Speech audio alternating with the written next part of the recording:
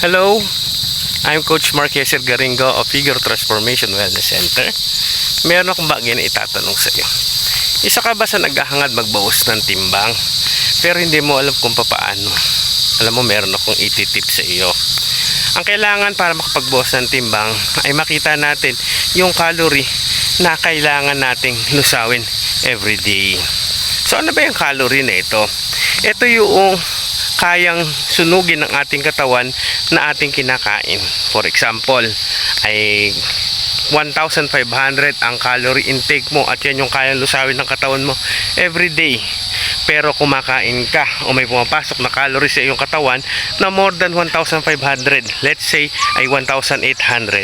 So ibig sabihin 1,800 minus 1,500, ibig sabihin may matitirang 300 calories.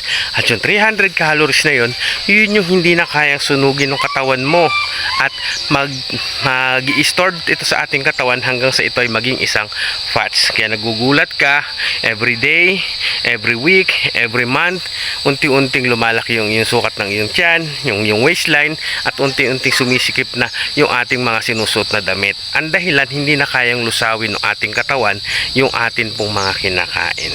Pero sabihin natin halimbawa, kung ang kaya lusawin ng katawan mo ay 1,500 pero ang kinain mo ay nasa around 1,200 lamang.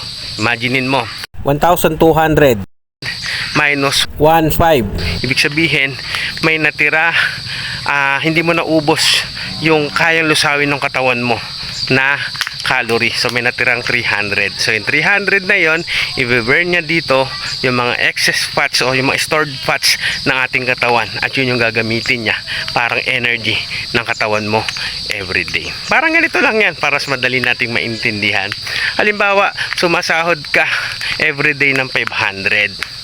Pero ang gastos mo naman ay sabihin natin sa araw-araw ay 600. So ibig sabihin may kulang ka pa. So saan mo kukunin yung another 100 na iyon para na sa ganun ay matustusan mo yung kailangan mo sa araw-araw? Kukunin mo yun doon sa savings mo. So yung savings mo, kukuha ka ng 100 doon para mapunuan mo yung iyong pagkukulang na gastos everyday. So ibig sabihin wala kang naiipon, di ba? At yung naiipon mo or yung naipon mo, yun pa yung kinukuha mo para gamitin mo.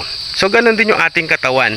Kung meron tayong naiipon na calories, mag-i-stay sa katawan natin yon, kaya magkakaroon tayo ng excess weight and excess fats. Pero kung ang gagawin natin ay yung mga tinago nating calories sa katawan natin na naging stored fats ay ating gagamitin, makikita mo unti-unti tayo magbabawas ng timbang. Ang tawag po dyan ay calorie deficit. So ibig sabihin, para magbawas tayo ng timbang, huwag nating hayaan na masigit sa kayang sunugin ng katawan natin yung ating kakainin. Kailangan ang kinakain natin ay yung kayang-kayang sunugin ng katawan natin upang sa ganun wala itong matira at maiipon sa ating katawan na magiging sanhi para maging ekstrang taba at ekstrang bigat ng ating katawan. Okay? So, para sa iba pa mga tips at nais natin ng mga ganitong mga uri ng mga tips, follow mo lang ako.